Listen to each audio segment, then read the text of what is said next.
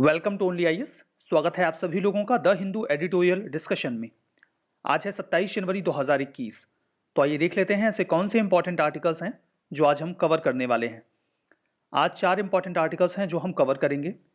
यहाँ पर आर्टिकल बताता है कि इंडिया को यूनाइटेड नेशंस के सिक्योरिटी काउंसिल में 2 साल के लिए टेम्परेरी मेंबरशिप जो होती है वो मिल गई है। इन दैट केस हमें उस मेंबरशिप को यूटिलाइज करना चाहिए और अपने स्ट्रेटजिक इंटरेस्ट को पूरा करने की कोशिश करनी चाहिए, बजाय इसके कि हम केवल इस बात को लेकर ऑब्सेस्ड रहें कि हमें एक परमानेंट सीट मिले। ये जो आर्टिकल है वो ये कहता है कि गवर्नमेंट अपनी पॉलिसीज़ को कई बार इस वजह से इंप्लीमेंट नहीं कर पाती क्योंकि उनके पास एक्सपर्टीज़ नहीं होती।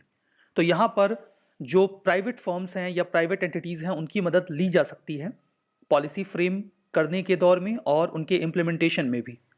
ये आर्टिकल ग्रीन टैक्स के बारे में है, इस पर भी चर्चा करेंगे। ये आर्टिकल रिमोट वोटिंग सिस्टम के बारे में है, मतलब आप उस जगह से वोटिंग कर सकते हैं जो आपकी कॉन्स्टिट्यूएंसी नहीं है। इसके लिए अभी इलेक्शन कमीशन वर्क कर रहा है। बहुत सारी डिटेल्स तो अवेलेबल नहीं है, लेकिन जो भी डिटेल्स अवेलेबल हैं उनके बेसिस पर हम इस आर्टिकल को डिस्कस करेंगे, जिसमें कहा जा रहा है कि ब्लॉकचेन टेक्नोलॉजी का इस्तेमाल इलेक्ट्रॉनिक वोटिंग में किया जाएगा। तो चलिए स्टार्ट करते हैं। देखते हैं अपना पहला आर्टिकल, जो कि यूनाइटेड नेशंस के सिक्योरिटी काउंसिल में इंडिया के रोल को लेकर है। आप इस आर्टिकल को जीएस पेपर 2 के इस टॉपिक से जोड़ सकते हैं। यहां पर देखिए, इंडिया अभी अपना 2 ईयर का टेन्योर शुरू कर चुका है as a non permanent member in United Nation Security Council. ये जो मेंबरशिप है इंडिया की वो 1 जनवरी से शुरू हो जाती है। अब यहां पर देखिए, इसके पहले कि हम इस आर्टिकल में आगे बढ़ें, आप थोड़ा सा स्ट्रक्चर देख लीजिए। ग्लोबल वर्ल्ड ऑर्डर को मेंटेन करने के लिए यूनाइटेड नेशंस नाम की एक संस्था काम करती है, जिसके 6 ऑर्गन्स हैं: general assembly, security council, secretariat, economic and social council, trusteeship council और international court of justice. Trusteeship council जो है वो अभी फंक्शनल नहीं है, बिकॉज इनका काम था ऐसे देशों को मदद करना जो अपने एडमिनिस्ट्रेशन को चलाने में सक्षम नहीं है कुछ समय के लिए। तो अब तो सभी देश अपना एडमिनिस्ट्रेशन खुद ही मैनेज करते हैं, तो इनकी आवश्यकता नहीं पड़ती है। बाकी 5 ऑर्गन्स फंक्शनल हैं। यहां पर जो हम बात कर रहे हैं वो इस सिक्योरिटी काउंसिल की बात कर रहे हैं। काफी सिग्निफिकेंट और इंपॉर्टेंट ऑर्गन है ये यूनाइटेड नेशंस का। सिक्योरिटी काउंसिल में टोटल 15 मेंबर्स होते हैं, जिनमें से 5 हैं permanent members: USA, UK, Russia, France और चाइना। बाकी 10 होते हैं नॉन परमानेंट मेंबर, जो अलग अलग लोकेशन से आते हैं। लोकेशंस पहले से डिसाइड की गई हैं। एशिया से 2 मेंबर होंगे, अफ्रीका से 3 होंगे, लैटिन अमेरिका एंड कैरेबियन से 2 होंगे, ईस्टर्न यूरोप से 1 होगा और वेस्टर्न यूरोप और बाकी की कंट्रीज से 2 मेंबर्स होंगे। अब ये जो 10 नॉन परमानेंट मेंबर्स हैं, इनका टेन्योर 2 साल का होता है। तो हर साल 5 मेंबर्स रिटायर होते हैं और चुन लिए जाते हैं नए। तो अभी जो इलेक्शंस हुए हैं उसमें इंडिया को 2 साल के लिए नॉन परमानेंट मेंबर के तौर पे चुना गया है 2021-22 टर्म के लिए। ये 8वीं बार है कि इंडिया को इस यूनाइटेड नेशन सिक्योरिटी काउंसिल में नॉन परमानेंट मेंबर के तौर पर चुना गया है। देखिए, इंडिया डेफिनेटली एक परमानेंट सीट डिजर्व करता है, इसमें कोई दिक्कत वाली बात नहीं है, लेकिन अभी कम से कम कुछ समय में तो हमें वो सीट नहीं मिलने वाली है। अभी 2 साल की हमें नॉन परमानेंट सीट मिली हुई है यूनाइटेड नेशन सिक्योरिटी काउंसिल में, तो हमें इसे एक अपॉर्चुनिटी के तौर पर लेना चाहिए और जो भी हमारे नेशनल इंटरेस्ट हैं, राष्ट्रीय हित हैं, उन्हें पूरा करने का प्रयास करना चाहिए, बजाय इसके कि हम कुछ ऐसे ऑब्जेक्टिव्स के साथ वर्क करें जो अभी तो पूरे नहीं होने वाले, या हम ऐसे मुद्दों पर बातचीत करें जो बहुत ही मामूली हैं, जिनका बहुत ज़्यादा महत्व नहीं है। हमें अपने नेशनल इंटरेस्ट पर वर्क करने की कोशिश करनी चाहिए। यूनाइटेड नेशन सिक्योरिटी काउंसिल में अनफॉर्चुनेटली अब ऐसे लोग पावर में होते हैं जो इंटरनेशनल सिस्टम किस तरीके से वर्क करेगा उसके टर्म्स को डिक्टेट करते हैं। जो पावरफुल कंट्रीज हैं वो कमजोर देशों को उनकी जगह दिखाने की कोशिश करते हैं और कई बार वो आपस में भी लड़ते झगड़ते रहते हैं। अब वो ऐसी जगह नहीं रह गई है जहां पर बड़ी बड़ी बातें की जाती हों या ह्यूमन रेस को सफलता की ऊंचाइयों पर ले जाने के प्रयास किए जाते हों। अभी मेंबर्स ऐसे लोग नहीं हैं जो मोरल या एथिकल कंसिडरेशन पे बातें करते हों। इन सभी चीजों को संज्ञान में लेना चाहिए। इंडिया 8वीं बार इस संस्था का सदस्य बना है या मेंबरशिप अवेल कर चुका है और इंडिया जानता है कि वहां पर गेम कैसे खेला जाता है, तो इंडिया को गेम खेलना चाहिए। कई बार तो इंडिया अपने खुद के ट्रैप में फंस जाता है। हम हमेशा से बड़ी बड़ी बातें करते रहे हैं और जब हम ऐसे किसी स्टेज पर पहुंचते हैं तो वहां पर हम फिर से उन्हीं आइडियल्स को दोहराने लगते हैं। उसका कोई फायदा तो होता नहीं है वहां पर, लेकिन हम अपने इंटरेस्ट भी फुलफिल नहीं कर पाते। तो इंडिया को चाहिए होगा कि जो गेम वहां पर खेला जा रहा है, इंडिया उसे नेशनल इंटरेस्ट को संज्ञान में लेकर, राष्ट्रीय हित को संज्ञान में लेकर अपने एडवांटेज के लिए खेले। अब यहां पर देखिए, दुनिया बदल चुकी है। दुनिया बदल चुकी है, ये आप देख सकते हैं कि यूनाइटेड नेशन सिक्योरिटी काउंसिल में जब न्यू दिल्ली की अब एंट्री हो रही है एक नॉन परमानेंट मेंबर के तौर पर, तो एक नया वर्ल्ड ऑर्डर हमारे सामने आ रहा है जिसमें कई तरीके की अनिश्चितताएं हैं, अनसर्टेनिटीज हैं। लोग ग्लोबल कॉमन्स को लेकर ज्यादा टेंशन नहीं लेते। ग्लोबल कॉमन्स लाइक अंटार्कटिका या फिर ओपन सीज, उनको लेकर किसी को कोई कंसर्न नहीं है।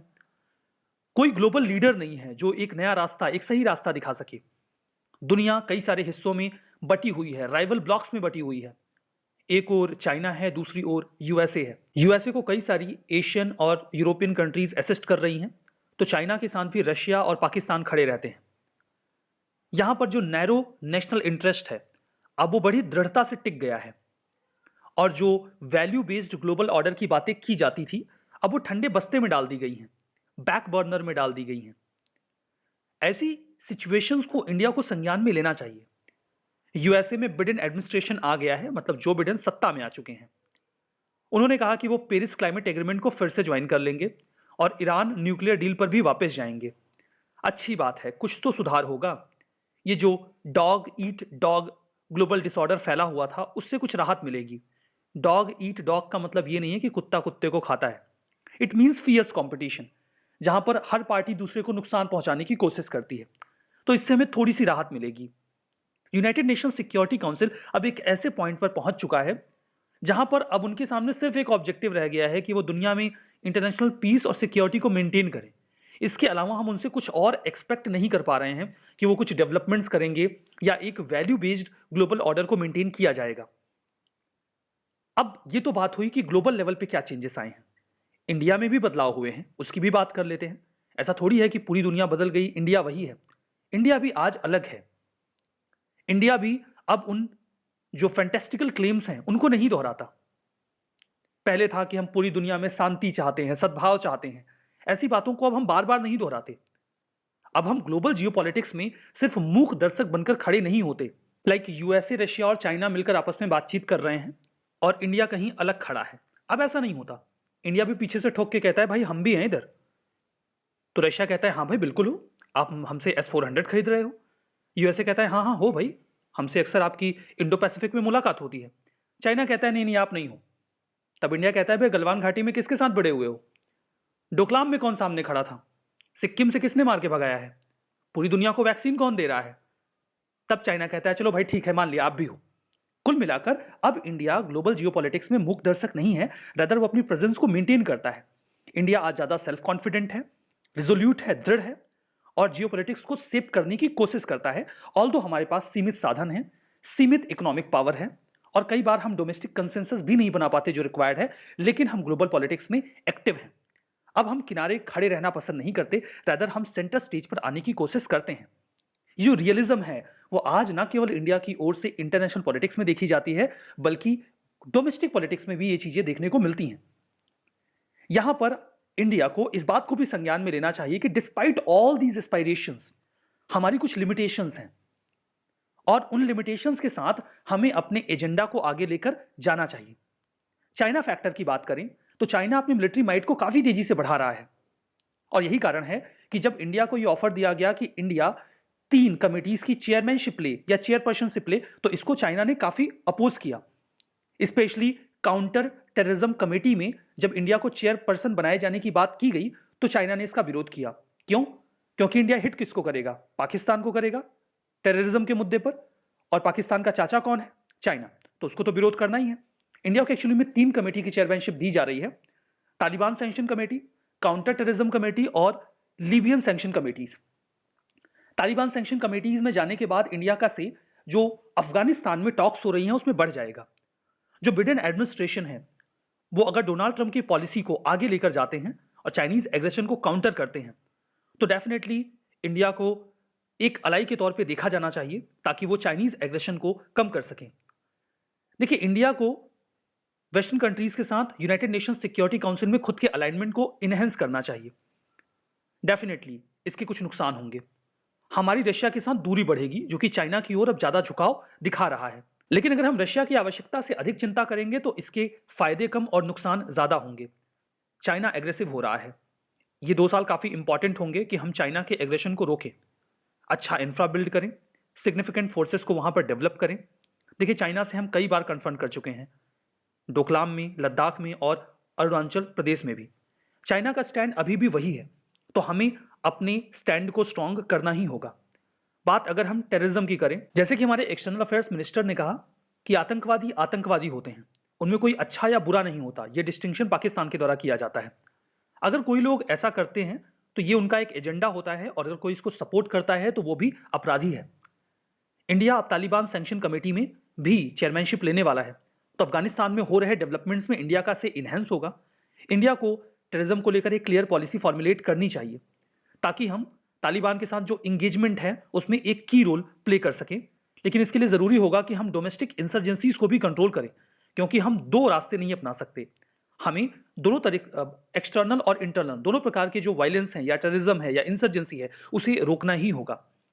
जो इंडिया है उसे एक कोलेशन बिल्ड करना होगा लाइक माइंडेड स्टेट्स के साथ, हर फ्रंट पे, क्लाइमेट चेंज से लेकर नॉन प्रोलिफरेशन तक। यूनाइटेड नेशंस सिक्योरिटी काउंसिल में हो सकता है इनके कंसर्न्स, इन मुद्दों पर जो कंसर्न्स हो वो कम हो, तो हमें उन सभी फ्रंट्स पर, उन सभी ऑर्गेनाइजेशन में जाकर अपनी जो अलाइनमेंट है उसे इंश्योर करना चाहिए। एक और इंपॉर्टेंट बात यह है कि यूनाइटेड नेशन सिक्योरिटी काउंसिल में जो इंडिया की स्ट्रेटजी होनी चाहिए वो ये होनी चाहिए कि इंडो पैसिफिक रीजन, जो कि काफी इंपॉर्टेंट रीजन हो रहा है, ग्लोबल लेवल पे कंट्रीज इस पर कॉन्सेंट्रेट कर रही हैं, उसके बारे में जो भी नैरेटिव सेट हो उसे इंडिया को सेट करना चाहिए, और इस पूरे नैरेटिव में सेंटर स्टेज पर इंडिया ही होना चाहिए। तो कंक्लूजन में यह कहा गया है कि यह बहुत ट्रू है कि यूनाइटेड नेशनल सिक्योरिटी काउंसिल में वो अभी जल्दी किसी नए मेंबर को एंटर नहीं करने देंगे। अगर होगा भी तो बहुत टाइम लगेगा। तो इंडिया को जो कुछ भी स्टेटस हमारे पास अभी है उसके बेसिस पर अपने इंटरेस्ट को फुलफिल करना चाहिए। यूनाइटेड नेशन सिक्योरिटी काउंसिल में रिफॉर्म्स पर ही केवल हमें कॉन्सेंट्रेट नहीं करना चाहिए। ये जो 5 परमानेंट मेंबर्स हैं उनको अपीस करके हमें कुछ खास फायदा नहीं मिलने वाला है, वो पहले भी हो चुका है, उसका कुछ आउटकम नहीं निकला है। तो अभी जो वर्तमान की स्थिति है हमें उसे यूटिलाइज करना चाहिए, ना कि ये सोचते रहना चाहिए कि क्या होना चाहिए। ठीक है, तो ये पूरा आर्टिकल रहा। जो हमारा अगला आर्टिकल है वो प्राइवेट एंटिटीज की पार्टनरशिप को लेकर है, ताकि हम अपनी पॉलिसीज को बेहतर कर सकें। देखिए, अगर सरकार में कैपेसिटी की कमी है तो यहां पर हमें एक्सटर्नल एक्सपर्टीज का इस्तेमाल करना चाहिए। जनवरी 15, 2021 को ministry of skill development and entrepreneurship ने प्रधानमंत्री कौशल विकास योजना का 3.0 तीसरा वर्जन स्टार्ट किया। ये थर्ड फेज है, ये उस स्कीम का हिस्सा है जिसे 2015 में लॉन्च किया गया था, ताकि इंडिया में स्किलिंग को बेहतर किया जा सके। उद्देश्य यह है कि लोकल लेवल पे हम लोगों को स्किल करेंगे और जॉब अपॉर्चुनिटीज क्रिएट करेंगे। ये जो प्रधानमंत्री कौशल विकास योजना 3.0 है, इसे 2 फेजेस में लॉन्च किया जाएगा। पहला फेज 2020-21 में होगा, पायलट बेसिस पर हम देखेंगे कि हम कितना अच्छा कर पाएंगे। एट द सेम टाइम हम फ्रेमवर्क तैयार करेंगे कि हम अगले 5 सालों तक 2021 से 26 के बीच में इसे बहुत ही स्ट्रांग वे में इंप्लीमेंट करेंगे। अब यहां पर देखिए, प्लानिंग बहुत जरूरी होती है ऐसी स्कीम्स को बेहतर तरीके से इंप्लीमेंट करने के लिए, ताकि हम एक स्किलिंग इकोसिस्टम डेवलप कर सकें। इसके लिए multiple round of consultation required होता है, कई सारी एंटिटीज के साथ कोऑपरेशन करना होता है। सरकार को इस दिशा में एक्सटर्नल पार्टनर्स की जरूरत पड़ेगी। देखिए, पिछले कुछ सालों में यह देखा गया है कि सरकार लगातार एक्सटर्नल पार्टनर्स के साथ काम करने की कोशिश कर रही है, जो भी कॉम्प्लेक्स पॉलिसी प्रॉब्लम्स हैं। इसका बहुत ही प्राइम एग्जांपल है कि लैटरल एंट्री हो रही है। जो प्राइवेट एंटिटीज में एक्सपर्ट्स हैं उन्हें गवर्नमेंट सेक्टर में लाया जा रहा है, ताकि वो अपनी एक्सपर्टीज का इस्तेमाल कर सकें। अपर लेवल पे, सीनियर ब्यूरोक्रेसी में, अगर आप लोअर लेवल पे जाएंगे तो NITI Aayog routinely private individuals को रिक्रूट करता रहता है कंसल्टेंट्स के रूप में। स्पेशल ड्यूटी के लिए यंग प्रोफेशनल्स को रिक्रूट किया जाता है। इनफैक्ट जो लैटरल रिक्रूटमेंट होता है वो लोअर लेवल पे जो ऑफिशियल्स नियुक्त किए जाते हैं उनमें ही ज्यादा देखने को मिलता है। देखिए, जो वैकेंसीज हैं सेंट्रल गवर्नमेंट में, उससे ये क्लियर है कि सिविल सर्वेंट्स ओवरबर्डन्ड हैं, अंडर रिसोर्स्ड हैं, और ये क्लियरली एविडेंट है कि उनके पास कैपेसिटी की कमी है ऐसे बड़े प्रोग्राम्स को अच्छी तरीके से ऑपरेशनलाइज करने को लेकर, चाहे वो सोशल इंफ्रा को लेकर हो, जैसे एजुकेशन, हेल्थ, इन सब में, या स्किलिंग में। वहां पर गवर्नमेंट अच्छी तरीके से वर्क नहीं कर पाती। अगर गवर्नमेंट में कैपेसिटी लैक कर रही है तो जरूरी है कि प्राइवेट इंडिविजुअल और एंटिटीज का इस्तेमाल किया जाए थॉट पार्टनरशिप में। ये नहीं कि उनको हायर करके हम उनसे कुछ काम करवा रहे हैं। थॉट पार्टनरशिप का यहां पर कुछ डिफरेंट मतलब है। ये डिफरेंट है केवल रिक्रूटमेंट जो एक कंसल्टेंट के तौर पर किया जाता है एडिशनल मैन पावर के रूप में, ताकि वो रूटीन टास्क कर सकें। यहां पर हम बात कर रहे हैं थॉटफुल पार्टनरशिप की। थॉटफुल पार्टनरशिप का मतलब यह है कि हम प्राइवेट एंटिटीज को हायर करते हैं स्ट्रक्चर्ड मैकेनिज्म के लिए। उसमें वो स्ट्रेटेजिक एक्सपर्टीज शेयर करते हैं, पॉलिसी डिजाइन करने में भी, इवैल्यूएशन करने में भी और प्रोग्राम को इंप्लीमेंट करने में भी। गवर्नमेंट पर्सपेक्टिव से जो सबसे बड़ा चैलेंज आता है दैट इज फंडिंग। अगर हम किसी प्राइवेट एंटिटी को इन्वॉल्व कर लेते हैं तो फंडिंग करना थोड़ा मुश्किल होता है, क्योंकि कई तरीके के क्वेश्चंस रेज होते हैं, पब्लिक डोमेन से भी आते हैं, और जो पॉलिसी डिसीजंस होते हैं या फिर जो हमारी लीगल टर्म्स हैं उसमें भी दिक्कत आती है। कई तरीके की इसके जो सॉल्यूशंस क्या हो सकते हैं कि हम अच्छे से फंडिंग कर सके डिस्पाइट कि हमने प्राइवेट एंटिटीज को एंट्री दी है। बहुत सारे इंटरनेशनल लेवल पे फिलैंथ्रोपिस्ट हैं जो पैसे फंड करते हैं सोशल इंफ्रा को डेवलप करने के लिए, लाइक एजुकेशन, हेल्थ, स्किलिंग, इसके लिए। At the same time impact investing firms होती हैं। इंपैक्ट इन्वेस्टिंग फर्म्स ऐसी फर्म्स होती हैं जो पैसा तो इन्वेस्ट करती हैं कुछ फायदे लेने के लिए, लेकिन वो ऐसे सेक्टर्स में पैसे इन्वेस्ट करती हैं जिससे कुछ अच्छा काम भी हो, लाइक हेल्थ सेक्टर में, स्कूल इंप्रूव करने में, ऐसे लेवल पे वो पैसे फंड करते हैं। तो हम ऐसी फंडिंग का इस्तेमाल कर सकते हैं। बिलियंस ऑफ डॉलर फंडिंग आती रहती है ऐसी, लेकिन हम उसका इस्तेमाल सही तरीके से कर नहीं पाते। ऐसे फंड्स का इस्तेमाल यूजुअली बड़े प्रोजेक्ट्स को सपोर्ट करने के लिए किया जाता है, कॉन्टेक्चुअल सेटिंग के लिए किया जाता है। मतलब होल एंड सोल किसी बड़े बदलाव के लिए ऐसे फंड्स का इस्तेमाल नहीं किया जाता। तो जो राइटर है उनका ओपिनियन ये है कि एक तो आप प्राइवेट सेक्टर को एंट्री दीजिए ताकि वो अपनी एक्सपर्टीज का इस्तेमाल कर सके। एट द सेम टाइम आप ग्लोबल फंडिंग अवेल करिए ऐसे प्रोजेक्ट के लिए जहां पर गवर्नमेंट फंडिंग पॉसिबल नहीं है। इन दोनों को मिलाकर आप सिग्निफिकेंट चेंज लेकर आइए। एग्जाम्पल के तौर पर एक तो तरीका यह हो सकता है कि आप प्राइवेट फर्म्स को एंट्री दें कि वो लर्निंग को बेहतर करें स्कूल्स में। दूसरा तरीका यह हो सकता है कि आप प्राइवेट एंटिटीज से कंसल्ट करें कि आखिर पूरे स्कूलिंग सिस्टम को कैसे ओवरहॉल कर सकते हैं, कैसे नया स्कूलिंग सिस्टम डेवलप कर सकते हैं जिससे अच्छा आउटकम निकल कर आए। तो दोनों में अंतर है। हम प्राइवेट एंटिटीज के एक्सपर्टीज का सहारा लेकर ग्लोबल फंडिंग को इन्वॉल्व करके इस प्रकार के सेक्टर में बहुत अच्छा इंप्रूवमेंट कर सकते हैं। ऐसा नहीं कि ऐसा करने की बात पहली बार की जा रही है, पहले भी ऐसा हुआ है। 2005 में अशोक लाहिरी कमेटी, जिसे मिनिस्ट्री ऑफ फाइनेंस ने बनाया था, उन्होंने कहा कि हमारे पास नॉलेज की कमी है। जो एक्सटर्नल कैपिटल आता है हमारे पास, हम उसे मैनेज और कंट्रोल नहीं कर पाते, सही तरीके से इस्तेमाल नहीं कर पाते। इसी चीज को संज्ञान में लिया गया और National Institute of Public Finance and Policy को बनाया गया Department of Economic Affairs research programme के तहत। उसके बाद इसी के बैकड्रॉप में एक बॉडी तैयार हुई। यह बॉडी थी रिसर्चर्स की। इन रिसर्चर्स ने वर्ल्ड क्लास रिसर्च को डेवलप करना शुरू किया कि इंडिया में जो कैपिटल आ रहा है, पैसा आ रहा है, उसका इस्तेमाल कैसे किया जा सकता है। और इसके लिए वो गवर्नमेंट को इन्फॉर्म करते थे या उनको गाइड करते थे। एट द सेम टाइम 2015 में मिनिस्ट्री ऑफ कॉर्पोरेट अफेयर्स ने एक रिसर्च सेक्रेटेरिएट तैयार किया जिसका हेड किसको बनाया गया, विधि सेंटर फॉर लीगल पॉलिसी को। ध्यान दीजिए, यह विधि सेंटर फॉर लीगल पॉलिसी एक प्राइवेट बॉडी है एंड इंडिपेंडेंट थिंक टैंक जो लीगल रिसर्च करता है। यह सरकार को मदद करता है कि वो इन्फॉर्म डिसीजंस लें या फिर जो कंपनी लॉ कमिटीज हैं उनको सपोर्ट करता है। मतलब प्राइवेट एंटिटीज की एंट्री पहले भी होती रही है। एक और एग्जांपल लेते हैं, national Institute of financial management. देखिए, वैसे तो ये आपको पब्लिक बॉडी लगेगी, बट ये एक ऐसी लीगल एंटिटी है जो ये सोसाइटी का दर्जा दिया गया है। और जो सोसाइटी होती है वो लीगली इंडिपेंडेंट होती है, मतलब वो अपने रूल्स एंड रेगुलेशंस खुद बना सकते हैं। तो काफी हद तक ये इंडिपेंडेंट एजेंसी है जिसका सहारा डिपार्टमेंट ऑफ इकोनॉमिक अफेयर्स लेता है लीगल रिसर्च में, टेक्निकल असिस्टेंस में, फॉरेन फाइनेंशियल मार्केट कैसे रेगुलेट हो या उसका इस्तेमाल हम कैसे करें, पॉलिसी एनालिसिस में, इवन फाइनेंशियल सर्विसेज में जो ऑफिशियल जाते हैं उन्हें ट्रेन करने के लिए भी इस इंस्टीट्यूट का सहारा लिया जाता है। एक और एग्जांपल लेते हैं, लेट 2018 में ministry of skill development and entrepreneurship ने खुद को कई सारे प्राइवेट फर्म्स के साथ इंगेज किया ताकि वो, जैसे एग्जांपल के तौर पे यहां पे बताया गया है, डेलबर्ग ग्लोबल डेवलपमेंट एडवाइजर्स, समग्र ट्रांसफॉर्मिंग गवर्नेंस, इन सभी लोगों के साथ वो 2025 के लिए जो इंडिया का विजन है उसे कॉन्सेप्चुलाइज कर रहे हैं। तो पास्ट में भी जो प्राइवेट फर्म्स हैं उनका सहारा लिया गया है गवर्नमेंट के द्वारा अपने पूरे सिनेरियो को डेवलप करने के लिए। तो अभी हम आगे ऐसा क्यों नहीं कर सकते कि हम प्राइवेट एंटिटीज का इस्तेमाल करें, at the same time public fund को यूटिलाइज करें या जो ग्लोबल फंडिंग हमें मिल रही है उसे इस्तेमाल करें, चाहे वो ऐसे फंड्स के बारे में हो जो इम्पैक्ट क्रिएट करना चाहते हो सोसाइटी में, या फिर जो फिलैंथ्रोपिक फंडिंग है हम उसका भी इस्तेमाल कर सकते हैं और सोशल सेक्टर में एक बहुत बढ़िया डेवलपमेंट कर सकते हैं। देखिए, इंडिया में स्कॉलर्स एंड प्रैक्टिशनर्स की कमी है, ये ग्राउंड रियलिटी है। इन दैट केस हमें रिसर्च, डिबेट और क्वेश्चनिंग के लिए जो प्राइवेट एंटिटीज हैं उनकी मदद लेनी चाहिए ताकि हम बढ़िया रिजल्ट्स अवेल कर सकें। ठीक है, तो ये रहा पूरा आर्टिकल। अब देखते हैं अगला आर्टिकल, जो कि सरकार की एक नई पॉलिसी को लेकर है, अबाउट ग्रीन टैक्स। आप इस आर्टिकल को जीएस पेपर 3 के इस टॉपिक से जोड़ सकते हैं। टैक्सिंग क्लंकर्स, क्लंकर्स का मतलब ऐसी व्हीकल से है जो आउटडेट हो चुके हैं, जिन्हें इस्तेमाल में नहीं लिया जाना चाहिए। बहुत बढ़िया है कि सरकार कोशिश कर रही है कि पुरानी व्हीकल्स को रोड से हटा दिया जाए, ऐसी व्हीकल्स रोड पर आए जो कम पोल्यूशन फैलाते हैं। लेकिन कुछ सेक्शंस को इसमें मदद चाहिए होगी, जिसके लिए सरकार को रेडी रहना होगा। अभी हाल ही में सेंट्रल गवर्नमेंट एक प्रपोजल पॉलिसी लेकर आई है, एक पॉलिसी लेकर आई है जिसमें रोड टैक्स बढ़ा दिया जाएगा उन व्हीकल्स के लिए 1 अप्रैल से अगले साल से, जो बहुत ज्यादा पोल्यूशन फैलाते हैं, जो आउटडेट हो चुके हैं। टैक्स ऑन क्लंकर्स मतलब ऐसी व्हीकल्स के ऊपर टैक्स जो आउटडेट हो चुके हैं। इसमें 10% से 25% तक एक्स्ट्रा रोड टैक्स लगाया जाएगा, जिसे आप ग्रीन टैक्स कह सकते हैं, ऐसी व्हीकल्स के ऊपर जो 8 साल से ज्यादा पुराने हो चुके हैं।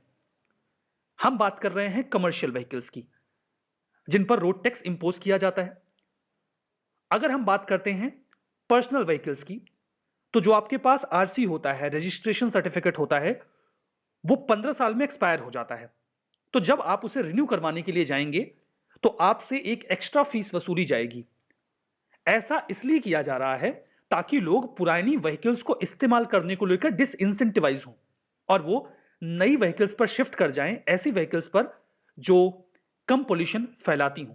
कंसेशंस दिए जाएंगे हाइब्रिड, इलेक्ट्रिक या फार्म व्हीकल्स को, उनसे एक्स्ट्रा टैक्स नहीं वसूला जाएगा इवन दो वो पुराने हो चुके हों।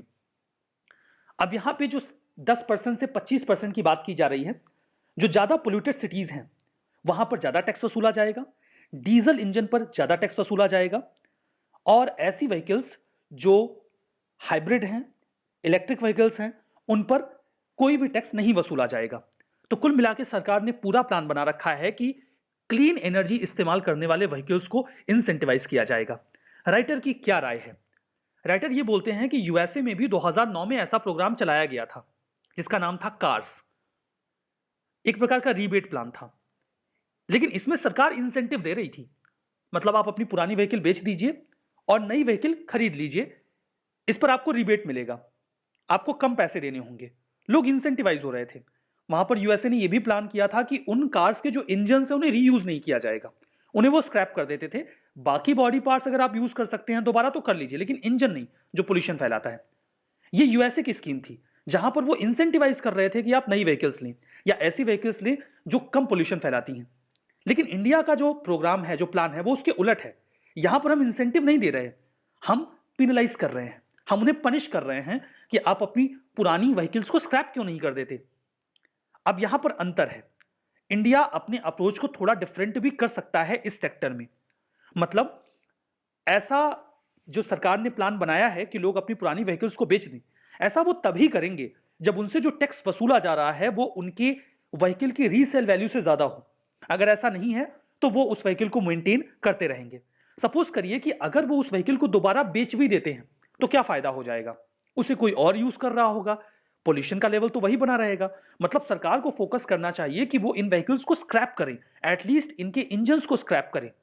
सरकार ने ये प्लान पब्लिक व्हीकल्स के लिए कर भी लिया है। मतलब जो गवर्नमेंट डिपार्टमेंट या पीएसयूज यूज करते हैं, ये जो प्लान है वो नेक्स्ट ईयर से एप्लीकेबल भी हो जाएगा। ऐसी सभी व्हीकल्स को स्क्रैप कर दिया जाएगा जो 15 साल से अधिक समय से यूज में हैं और पब्लिक बॉडीज के द्वारा इस्तेमाल किए जा रहे हैं। लेकिन बाकी जो कमर्शियल व्हीकल्स हैं, प्राइवेट व्हीकल्स हैं, उनके लिए सरकार का क्या प्लान है? अभी तक ऐसा कुछ भी क्लियर नहीं है। देखिए, सरकार कुछ और बेहतर प्लान ला सकती थी। 2009 में एक स्कीम आई थी, Jawaharlal Nehru national urban renewal mission. इसमें स्टेट्स को बसेस दी जा रही थी सेंट्रल गवर्नमेंट की ओर से, ताकि वो कम पोल्यूशन फैलाएं। सरकार कुछ ऐसा प्लान लेकर आ सकती है ऐसे लोगों के लिए जो इनकम वेटेड मार्जिनल ऑपरेटर्स हैं, जो व्हीकल्स चलाते हैं ताकि आजीविका चला सके, लाइक ऑटो रिक्शा वाले, ऑटो रिक्शा ड्राइवर्स। उन्हें व्हीकल्स दी जा सकती हैं या फिर उन्हें कुछ कंसेशनल लोन्स दिए जा सकते हैं ताकि वो नई व्हीकल्स पर ट्रांसफर कर सके। तो सरकार को पिनलाइज करने की बजाय ऐसा मैकेनिज्म ऑप्ट करना चाहिए जिसमें इंसेंटिवाइज किया जाए, ऐसा राइटर का मानना है। ये एक प्रकार का green post pandemic recovery plan हो सकता है जिसमें हम इलेक्ट्रिक व्हीकल्स को प्रमोट कर रहे होंगे। देखिए, जो रोड ट्रांसपोर्ट मिनिस्टर हैं उन्होंने पिछले साल जब ये कहा था कि हम स्क्रैपेज पॉलिसी लेकर आएंगे, पुरानी गाड़ियों को स्क्रैप कर देंगे। इससे वो कह रहे थे कि ऑटोमोबाइल सेक्टर में जो व्हीकल्स के प्राइसेस हैं वो 20 से 30% कम हो जाएंगे। क्यों? क्योंकि जो स्क्रैप्ड व्हीकल्स होंगी उनका स्टील, एल्यूमिनियम, प्लास्टिक इस्तेमाल किया जाएगा रिसाइकलिंग में, तो व्हीकल्स के दाम गिरेंगे। ये एक अच्छा प्लान था, लेकिन इसके लिए सरकार को इंसेंटिव बेस्ड मैकेनिज्म ऑप्ट करना होगा। एट द सेम टाइम सरकार को इसलिए भी तैयार रहना होगा कि अगर लोगों ने अपने पुराने व्हीकल्स को स्क्रैप किया तो ऑटोमोबाइल सेक्टर में डिमांड क्रिएट होगी, इसका नुकसान कंज्यूमर्स को ना हो। पता चला डिमांड क्रिएट हो गई, नई व्हीकल्स है नहीं और व्हीकल्स के दाम बढ़ने लगे। सरकार को इस चीज को लेकर भी रेडी रहना होगा। एट द सेम टाइम सरकार को व्हीकल रजिस्ट्रेशन डेटाबेस को भी इंप्रूव करना होगा। एक व्हीकल 15 साल से अधिक पुरानी है लेकिन डेटाबेस में वो अभी पुरानी नहीं है। डेटाबेस बिल्कुल अप टू डेट होना चाहिए। जो व्हीकल स्क्रैप कर दी गई उनको उस डेटाबेस से हटा दिया जाए, इसकी भी तैयारी होनी चाहिए, ताकि जो सरकार का एक स्क्रैपेज मैकेनिज्म वो कह रहे हैं कि हम पुरानी व्हीकल्स को स्क्रैप करेंगे, उसमें अच्छी तरीके से सिग्निफिकेंट सक्सेस हमें मिल सके। कुछ लोग स्मॉल एंटरप्रेन्योर्स होते हैं, वो व्हीकल्स खरीदते हैं ताकि थोड़े बहुत फायदे मिल सकें। ट्रांसपोर्ट व्हीकल्स के तौर पे अगर हम बात कर रहे हैं तो उनके लिए ट्रांजिशन इतना आसान नहीं होता कि पुराना बेच के नया ले लो। उन्हें सरकार को कुछ इजी लोन्स देने चाहिए, ग्रांट्स देने चाहिए, ताकि वो ये काम कर सकें और हम जो ऐसे व्हीकल्स हैं उन पर ट्रांसफर कर सके खुद को जहां पर रोड सेफ हों और हमारी सिटीज टॉक्सिक एयर से बच सके। तो ये पूरा आर्टिकल हमने यहां पर कवर किया। देखते हैं अगला आर्टिकल जो कि रिमोट वोटिंग से रिलेटेड है, जहां पर क्रिप्टो करेंसी के इस्तेमाल की बात की जा रही है। आप इस आर्टिकल को पेपर 2 के इस टॉपिक से जोड़ सकते हैं। यहां पर देखिए, ब्लॉकचेन टेक्नोलॉजी का इस्तेमाल इलेक्ट्रॉनिक वोटिंग में किया जाए, ये तो ठीक है, लेकिन इसमें रोबस्टनेस की जरूरत होगी। ये बहुत ही वेल प्रूफ होना चाहिए। ईवीएम को लेकर अक्सर सवाल किए जाते हैं, लेकिन फिर भी इन सभी डिस्कशंस एंड डिबेट्स में ईवीएम ने खुद को निकाल लिया है। इसके कई सारे कारण हैं। एक तो ये एक stand alone single chip device है जो किसी भी नेटवर्क से कनेक्टेड नहीं है, तो हैक नहीं की जा सकती, मतलब अपने आप में ये ऑलरेडी सिक्योर्ड है। इसके अलावा जो टेक्नोलॉजिकल या एडमिनिस्ट्रेटिव सेफगार्ड दिए जाते हैं वो अलग से। Voter verifiable paper audit trail VVPAT mechanism भी आया, जिसमें जब आप वोट करते हैं तो आपको एक लिस्ट दिख जाती है कि आपने किसको वोट किया है और बाद में उसे ऑडिट भी किया जा सकता है। इलेक्शन कमीशन ऑफ इंडिया ने इन सभी मैकेनिज्म का इस्तेमाल करके ईवीएम को उन सभी विवादों से बाहर निकाला जिसमें ईवीएम को क्वेश्चन किया जा रहा था। लेकिन अगर हम एक ऐसे मैकेनिज्म पर जाने वाले हैं जहां पर इलेक्ट्रॉनिक वोटिंग होगी, तो हमें उसे इतना स्ट्रांग करना होगा कि हमें वापस से पेपर बैलेटिंग पर जाने को ना कहा जा सके। जैसे अभी जो हमारे chief election commissioner Sunil Arora हैं, उन्होंने कहा कि हम रिमोट वोटिंग प्रोजेक्ट पर काम कर रहे हैं, उसके ट्रायल्स को लेकर काम कर रहे हैं। ज्यादा डिटेल्स अभी आई नहीं है पब्लिक डोमेन में कि अगर ब्लॉकचेन टेक्नोलॉजी का इस्तेमाल किया जाएगा तो क्या मैकेनिज्म होगा ब्लॉकचेन टेक्नोलॉजी के इस्तेमाल में। हां, इतना बताया गया कि ब्लॉकचेन टेक्नोलॉजी का इस्तेमाल किया जाएगा और वो इसके लिए कोलैबोरेट कर रहे हैं आईआईटी मद्रास के साथ। ये एक प्रकार का two way remote voting mechanism होगा जिसमें 2 बार वोटिंग को वेरीफाई किया जाएगा, एक तो आपके एंड से और दोबारा जो इलेक्शन कमीशन है उसके एंड से। देखिए, जो रिमोट वोटिंग की बात की जा रही है, इसका मतलब वोटिंग फ्रॉम होम नहीं है कि आप घर से बैठ के मोबाइल में वोटिंग कर देंगे, नहीं, ये मैकेनिज्म नहीं है। फॉर एग्जाम्पल, हिमाचल प्रदेश में लोकसभा के लिए इलेक्शंस हो रहे हैं, लेकिन आप दिल्ली में हैं और वहां नहीं जा सकते, तो जो इलेक्शन कमीशन है वो राजेंद्र प्लेस में ही एक सेंटर बना देगा। आप पहले से बता देंगे कि मैं नहीं जा पा रहा हूं हिमाचल प्रदेश में, यही वोटिंग करूंगा। आप वहां पर जाएंगे, इरिस स्कैन बायोमेट्रिक डेटा के माध्यम से ये वेरीफाई किया जाएगा कि आप ही वो व्यक्ति हैं जो वोट करना चाह रहे हैं रिमोट वोटिंग मैकेनिज्म का इस्तेमाल करके। फिर आपका जो डेटा है वो ब्लॉकचेन में जो सिक्योर्ड मेथड से जो इंफॉर्मेशन सेव्ड है उसके साथ मैच किया जाएगा और फिर आपको वोटिंग के लिए अलाउ कर दिया जाएगा। आप वहां पर वोट कर देंगे, आपका वोट रिकॉर्ड हो जाएगा। अभी सरकार का प्लान यह है कि अगर ये पूरा प्रैक्टिस सक्सेसफुल होता है तो सर्विस वोटर्स के लिए इसका इस्तेमाल किया जाएगा। वो लोग सिक्योरिटी पर्सोनल्स जो दूसरे जगहों पे सर्विस कर रहे हैं, वोटिंग करने नहीं आ सकते, उन्हें हो सकता है इस मैकेनिज्म से अलाउ कर दिया जाए। लेकिन इसमें कई तरीके की वल्नरेबिलिटी रहेंगी रिमोट वोटिंग में। अगर ये काफी अच्छा है, अगर कोविड-19 में जहां हम बात कर रहे हैं सोशल डिस्टेंसिंग की, तो अगर हम ऐसा मैकेनिज्म ऑप्ट कर पाते हैं तो इसके कई तरीके के फायदे हो सकते हैं। यूएस में भी मेल इन बैलेट सिस्टम ऑप्ट किया गया, बट इसमें पेपर का इस्तेमाल होता था। मतलब आपके मेल पर एक बैलेट पेपर आ जाएगा, आप अपनी चॉइस मार्क करके उसे या तो पोस्ट कर दीजिए या फिर कई जगहों पे ड्रॉप बॉक्स लगाए गए थे, वहां पे जाके डाल दीजिए। लेकिन यहां पर हम जिस वोटिंग सिस्टम की बात कर रहे हैं, उसमें किसी भी प्रकार के पेपर का इस्तेमाल नहीं होगा। इसमें सीधा-सीधा जो ब्लॉकचेन टेक्नोलॉजी है, उसका इस्तेमाल करके इलेक्ट्रॉनिक मेथड से वोटिंग करवाई जाएगी, जिसमें एक बुलेटिन बोर्ड आपके सामने आ जाएगा। वो जो बुलेटिन बोर्ड होगा, उसमें जो आपकी वोटिंग मार्क होगी, उसे वेरीफाई किया जाएगा आपके क्रिप्टोग्राफिक सिग्नेचर के माध्यम से। देखिए, जो क्रिप्टोग्राफिक फीचर्स या डेटा सिक्योरिटी की बात की गई है कि हाँ, ये सिस्टम बहुत ही सिक्योर है, इसमें किसी भी प्रकार की कोई वल्नरेबिलिटी नहीं है, इसे क्वेश्चन मार्क किया जाएगा, क्योंकि कोई भी ऐसा सिस्टम जो इंटरनेट बेस्ड है, वो वल्नरेबल तो रहता है। इनफैक्ट एक ड्राफ्ट पेपर आया था एमआईटी और हार्वर्ड रिसर्चर्स का नवंबर 2020 में। उन्होंने भी कंसर्न रेज किए। उन्होंने कहा कि ब्लॉकचेन बेस्ड वोटिंग सिस्टम को सिक्योर बताया जा रहा है, बट वो भी वल्नरेबल है, क्योंकि यहां पर जो भी इंटरनेट बेस्ड इंफ्रा इस्तेमाल किया जाएगा, उसमें ब्रीच करने की संभावना बनी रहेगी। एट द सेम टाइम ये पूरा सिस्टम कॉम्प्लेक्स भी होगा और हार्ड टू मैनेज भी होगा। अगर इलेक्शन कमीशन ऑफ इंडिया ऐसी किसी एक्सरसाइज को इंडिया में इंट्रोड्यूस करना चाहता है, तो उन्हें बहुत ही ज्यादा कॉशन रखना होगा। एट द सेम टाइम लोगों की सहमति भी रिक्वायर्ड होगी कि क्या वो ऐसे एक नए मैकेनिज्म को स्वीकार करने को तैयार हैं। खैर, अभी इस बारे में और भी बहुत सारी इंफॉर्मेशन पब्लिक डोमेन में आएगी और हम उसे फिर से डिस्कस करेंगे। इस सेशन में यहीं पर रुकते हैं। उम्मीद करता हूं यह सेशन आपके लिए बेनिफिशियल रहा होगा। Thank you very much.